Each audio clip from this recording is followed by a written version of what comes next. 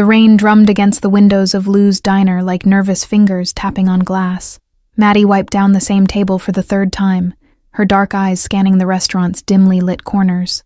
Tuesday nights were usually quiet, but tonight felt different, as if the air itself held its breath. She'd been working at Lou's for 8 months, long enough to recognize the regulars, the tourists, and the ones who didn't belong.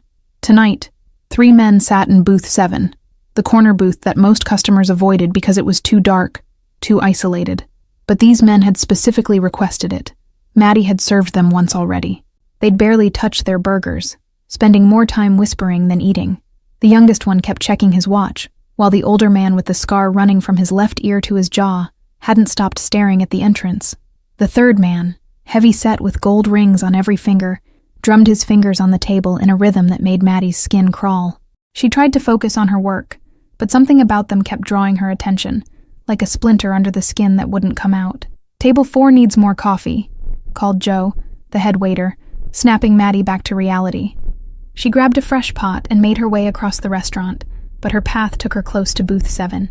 "The moment he sits down, we move," the words hit her like ice water as she passed. If you're enjoying this thrilling tale, please consider subscribing to our channel and let us know in the comments where you're watching from. Your support helps us bring more stories like this to life every week. Maddie's hand trembled slightly as she poured coffee for the elderly couple at table 4, her mind racing with what she'd just overheard. Who were they talking about? Her question was answered 30 seconds later when the diner's front door swung open with a gust of cold air. Nate Jackson walked in like he owned the entire block, which Maddie realized with a chill. He probably did. She'd heard whispers about him. The neighborhood's unofficial king. The man who solved problems that the police couldn't or wouldn't touch.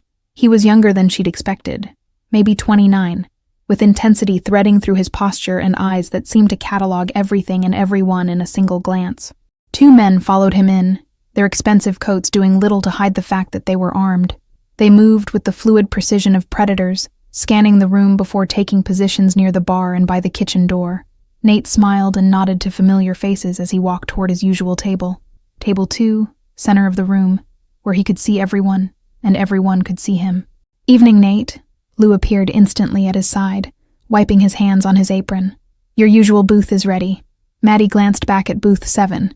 The 3 men had gone rigid, their casual postures replaced by coiled tension, the scarred man's hand disappearing beneath his jacket. The young man at booth 7 checked his watch again, more frantically this time. The heavy-set man's eyes darted between Nate and his companions, while the scarred one kept his hand hidden beneath his jacket. Maddie didn't need to be a genius to connect the dots. They were waiting for something. Nate settled into his chair with the satisfaction of a man comfortable in his kingdom. One of his men approached and whispered something in his ear. Nate nodded and gestured to Lou for coffee, completely unaware of the predatory gazes fixed on his back. Time slowed to a crawl as Maddie watched the scarred man shift his weight forward, ready to stand. The other 2 tensed like springs about to release. Whatever they were planning was about to happen, and nobody else in the diner had noticed. Every instinct screamed at Maddie to stay out of it, to keep her head down and pretend she'd heard nothing. But something about Nate's genuine smile to Lou, the way he'd once left a $100 tip when her hands were shaking from exhaustion, she couldn't just watch. Before she could second-guess herself, Maddie moved. She glided toward Nate's table with the smooth efficiency of an experienced waitress, coffee pot in hand, and a bright smile fixed on her face. To everyone watching, she was simply doing her job. "More coffee, Mr. Jackson?" she asked softly as she approached. He looked up at her, and for a moment, she felt the full weight of his attention, his eyes darker than she'd expected, intelligent and measuring. "Of course, sweetheart," he said, lifting his cup expectantly. Out of the corner of her eye, Maddie saw the scarred man begin to rise, his hand emerging from his jacket with something metallic. It was now or never. Maddie leaned forward to pour the coffee, bringing her face close to Nate's ear. To anyone watching, it looked like exceptional customer service. "Don't move," she whispered, her voice so soft it was barely breath against his ear. Nate's hand froze halfway to his coffee cup. She felt him go absolutely still, every muscle in his body suddenly alert. His eyes snapped to hers, searching her face with laser intensity, finding only urgent warning. 3 men, booth 7, she continued in that same whisper, pouring his coffee with practiced ease, armed, waiting for something. Nate's jaw tightened almost imperceptibly, but his expression remained pleasant, as if she'd just told him about the daily special. "Clumsy me," he said loudly, as he deliberately knocked over the coffee cup. Hot liquid spilled across the table and onto his lap, creating an instant commotion. His bodyguards moved toward him as Lou rushed over with towels, the perfect cover for Nate to lean in close to his security. The scarred man at booth 7 froze in confusion, his plan disrupted by the unexpected chaos. His companions looked at each other uncertainly, their careful timing thrown into disarray by a spilled cup of coffee and a waitress who'd seen too much. The next 30 seconds unfolded like a carefully choreographed dance. Nate's security team moved into formation around him, appearing casual to anyone watching, but creating an impenetrable barrier between their boss and the men in booth 7. Lou continued fussing over the spilled coffee, completely unaware of the deadly game playing out in his diner. Maddie retreated behind the counter, pulse racing as she watched the 3 men engage in a heated, whispered argument. The scarred man's face had darkened with rage, while the younger one kept gesturing frantically toward the exit. They were deciding whether to abort their mission or proceed despite the disruption. Their decision came as the diner's front windows exploded inward in a shower of glass. 2 black SUVs had pulled up outside, disgorging men in dark suits who moved with military precision. Customers screamed and dove for cover as Nate's security team drew their weapons. "Kitchen." Nate grabbed Maddie's arm as he passed the counter, pulling her through the swinging doors and away from the chaos erupting in the dining area. His grip was firm but not painful, his movements decisive as gunfire erupted behind them. The kitchen staff had already fled through the back door, leaving pots boiling and ovens still on. Nate moved with purpose, leading Maddie past industrial refrigerators toward an exit she hadn't even realized existed. "Your car?" he demanded, voice terse as he pushed the door open a crack, scanning the alley beyond. "I take the bus," she managed, her voice steadier than she expected given the circumstances. Nate nodded once, pressing something into her palm, a key fob with an unfamiliar logo. "Blue sedan, 3 cars down. Get in and wait." Before she could protest, he was moving again, speaking rapidly into a phone that had materialized in his hand. "Back entrance compromised. Extraction route Bravo. And find out who leaked my schedule." He ended the call and turned back to Maddie, his eyes harder than before. "Why help me?" he asked, the question sharp as a blade. In the distance, sirens wailed, growing closer with each passing second. They had minutes, maybe seconds, before the alley would be flooded with police, or worse. "I don't know," Maddie answered honestly. "I just couldn't watch it happen." Something flickered in Nate's expression. Surprise, maybe even respect. He checked his watch, then the alley again. "They'll be looking for you now," he said, stating the cold fact without emotion. Witnesses don't last long in their world. The implication was clear. She'd saved his life, but in doing so had painted a target on her own back. The blue sedan beeped softly as they approached, its headlights flashing once in recognition. Nate opened the passenger door for her, then slid into the driver's seat. As they pulled away from Lou's diner, Maddie caught a final glimpse of the place that had been her workplace that morning, and would be a crime scene by midnight. "I should take you to the police," Nate said, but his hands never moved toward the direction of the precinct. Instead, he navigated through back streets and service roads, putting distance between them and the diner. They both knew going to the authorities wasn't an option anymore. 20 minutes and a dozen turns later, they arrived at a nondescript apartment building in a quiet neighborhood Maddie didn't recognize. The parking garage required a key card, which Nate produced from his wallet. They descended 2 levels before parking between a van and a luxury SUV. "This way," he instructed, leading her to a service elevator that required another key card. The doors opened to reveal a simple metal box with no floor indicators, just an unmarked panel where Nate pressed his thumb. The biometric scanner glowed green, and the elevator began to rise. When the doors opened again, Maddie stepped into what looked like an ordinary apartment foyer, but something felt off. The furnishings were tasteful but generic, like a high-end hotel suite rather than someone's home. No photos, no mail, no signs of everyday life. "Safe house," Nate explained, reading her expression. He moved through the space with familiarity, checking windows and activating a security panel beside the door. Red lights turned green, and a mechanical sound indicated multiple locks engaging. Maddie stood frozen in the center of the living room, reality finally crashing down around her. 24 hours ago, her biggest concern had been making rent on her studio apartment. Now she was in hiding with a man she barely knew, running from killers. Nate disappeared down a hallway, returning moments later with a burner phone and a glass of water. "Drink," he commanded, softer than before. Shock setting in. She hadn't realized how badly she was trembling until the water sloshed over the rim as she took it. "My sister," Maddie said suddenly, nearly dropping the glass. "I need to warn her. If they know about me, they might."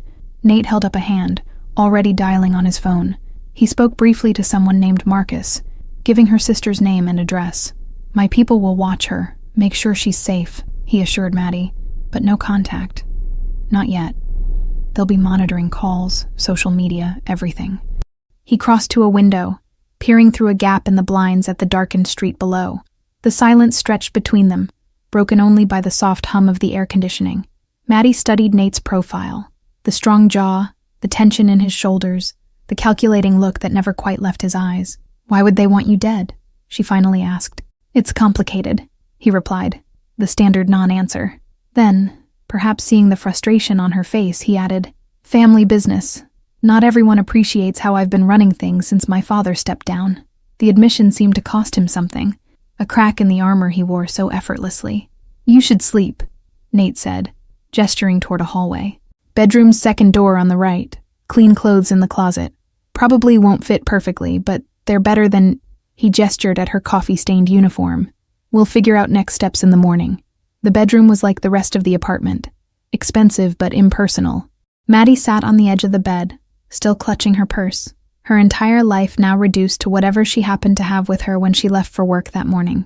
Through the wall, she could hear Nate making calls, his voice a low, determined murmur in the darkness. Morning arrived with the smell of coffee and the sound of voices. Maddie emerged from the bedroom in borrowed clothes, jeans that were slightly too long, and a sweater that hung loose on her frame. She found Nate in the kitchen with an older man, whose weathered face spoke of decades of hard living. "Raymond," the older man introduced himself without offering a hand or a smile. His eyes moved over Maddie with clinical detachment, assessing rather than leering. "You've created quite a situation for us, young lady." "She saved my life," Nate countered, placing a mug of coffee on the counter for Maddie. The simple gesture felt strangely intimate in the tense atmosphere. "Show some gratitude, old man." Raymond spread several photographs across the kitchen island, surveillance images of the 3 men from Booth 7. "Recognized all of them," he said grimly. "They work for the Constantines. This wasn't just a hit, it was a declaration of war." The name meant nothing to Maddie, but Nate's expression darkened. "Mikhail's getting desperate," he muttered. "His territory's shrinking. His suppliers are jumping ship and now he's making reckless moves." "There's more," Raymond continued, sliding a folder toward Nate. "The youngest one, Kevin Lawson. He's been seen with your cousin Ryan 3 times in the past month." The implication hung in the air like smoke, betrayal from within Nate's own family. Nate's fingers tightened around his coffee mug, the only sign that the news affected him. "Get Ryan under surveillance. Discreet, but thorough." Raymond nodded once and stepped away to make a call, leaving Nate and Maddie alone in the kitchen. "The Constantines," Maddie said quietly, testing the unfamiliar name. "They're your competition?" The question was naive, but she needed to understand the forces that had suddenly engulfed her life. "Family rivals," Nate corrected, his voice flat. 3 generations of bad blood. My grandfather and Mikhail's father were partners once, until a disagreement over territory turned deadly. We've maintained an uneasy peace for years, until now. Outside, rain began to fall again, droplets racing down the windows like tears. Maddie watched them, trying to process everything she'd learned. "What happens to me now?" she finally asked, the question she'd been avoiding since they arrived at the safe house. Nate studied her for a long moment before answering. "You're marked. The Constantines know you interfered.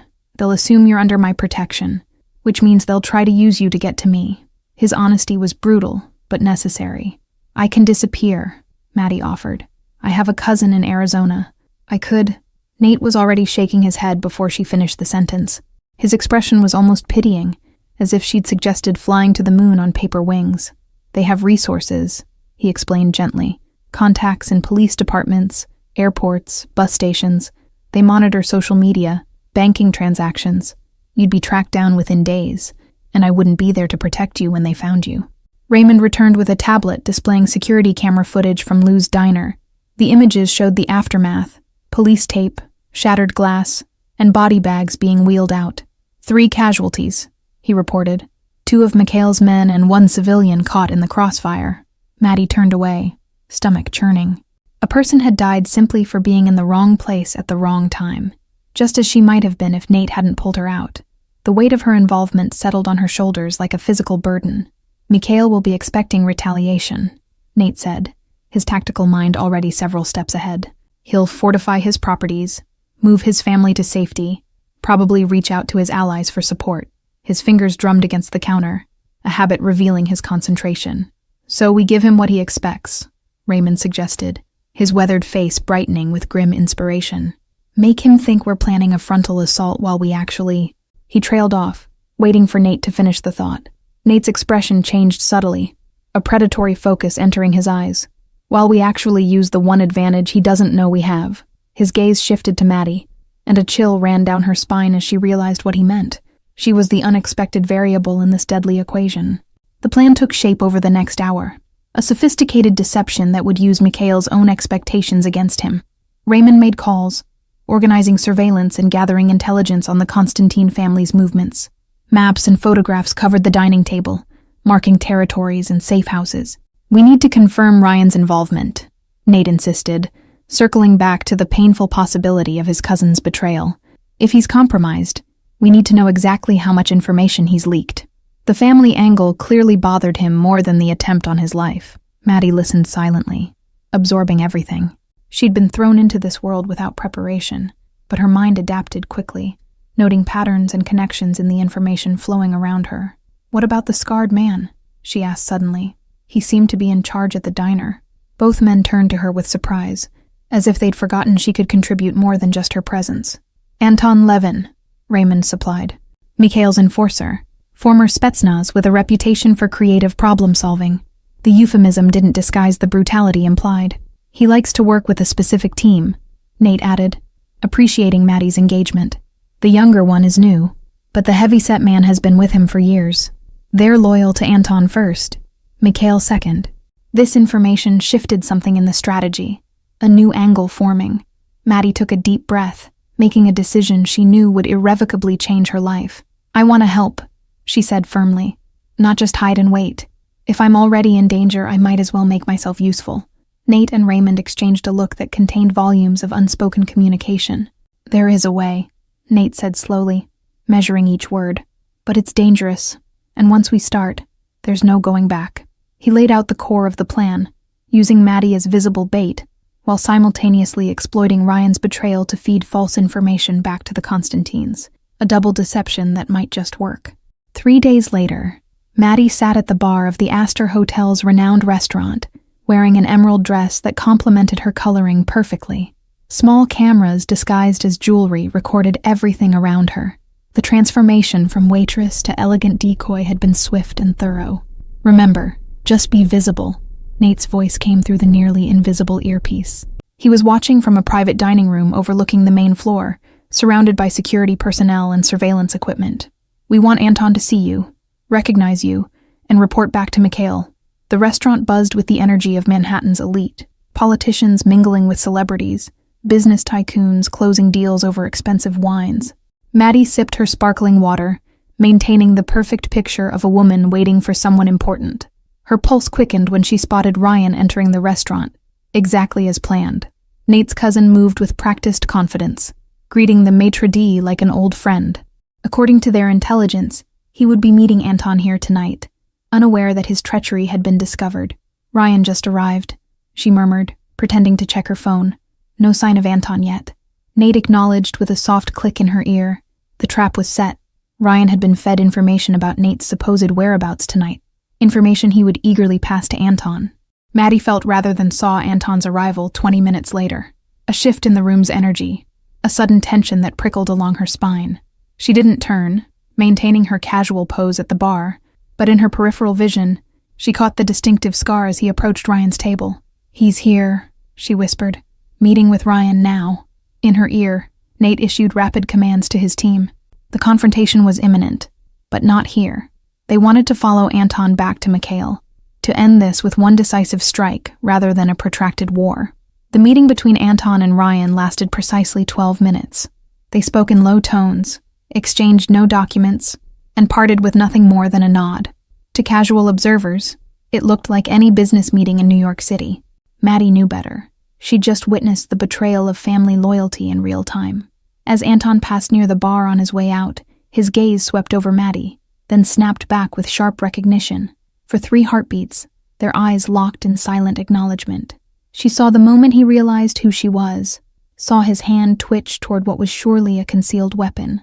Through her earpiece, Maddie heard the coordinated movements of Nate's team establishing a perimeter around the hotel. The operation expanded beyond what she'd initially understood, with tactical units positioned on adjacent rooftops and plainclothes operatives blending with pedestrians on the street below. Behind Anton, Ryan remained at his table, oblivious to the fact that his betrayal had been documented from multiple angles. The cousin's expression shifted between smug satisfaction and nervous vigilance, revealing the internal conflict of a man who had chosen money over blood, never suspecting that his duplicity was already exposed. Maddie felt a strange calm settle over her as the pieces moved into position. This world of shadows and calculated risks wasn't so different from navigating the chaotic dinner rush at Lou's. Both required anticipating movements, reading intentions, and maintaining composure when everything threatened to collapse into chaos. Maddie didn't flinch. She held his gaze with a confidence she didn't entirely feel, then deliberately raised her glass in a mocking toast. The message was clear. She wasn't hiding, and she wasn't afraid.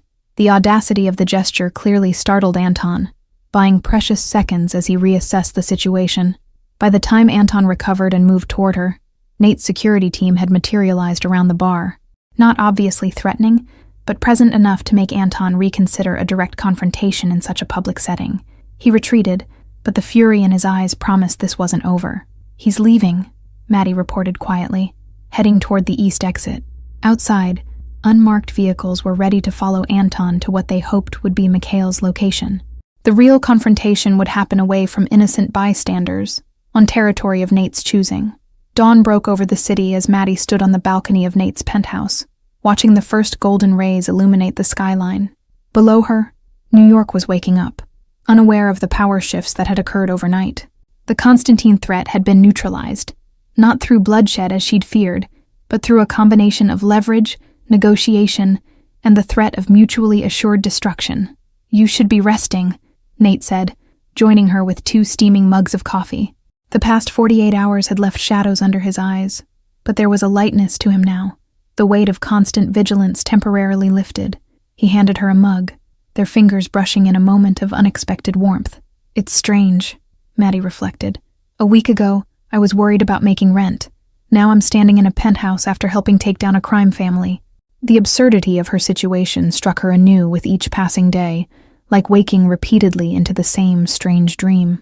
Nate smiled, a genuine expression that transformed his face from handsome to breathtaking. "You have good instincts, Maddie. You see things others miss, you adapt quickly, and you don't panic under pressure. Those are rare qualities." The penthouse phone rang, and Nate answered it with a terseness that suggested the call was expected, but unwelcome. Maddie watched his expression harden as he received what appeared to be news about Ryan's extraction.